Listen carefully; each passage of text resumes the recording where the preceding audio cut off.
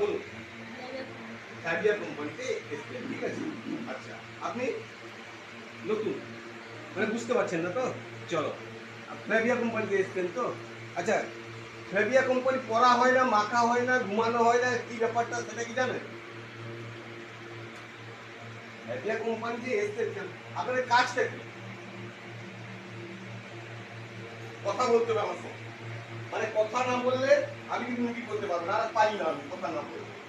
ঠিক আছে, আপনারা কথা বলবেন, আমাকে রুগী করবেন। এখন হচ্ছে কি, আপনাদের যা যা প্রশ্ন আছে আমাকে বলবেন, তাতে ভালো। নেগেটিভ যত পারেন আরো করেন, তাতে কিন্তু কোনো অসুবিধা নেই। কথা বলতে হবে, ঠিক আছে।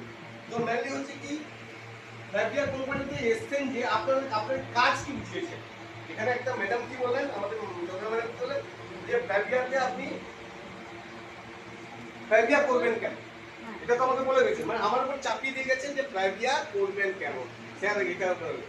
তো আপনাদের কি বলেছেন, ফ্যাবিয়া কি, ফ্যাবিয়া কোম্পানিটা কি?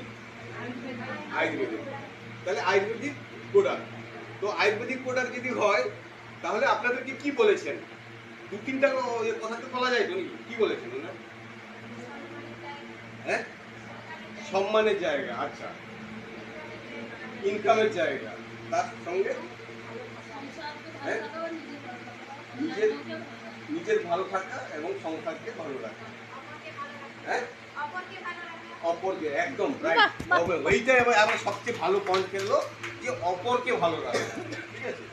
তাহলে অপরকে যদি আমি ভালো রাখি, আগে তো নিজেকে ভালো থাকতে হবে, তারপরে তো আমি অপরকে ভালো থাকতে হবে, থাকবো নাকি? তো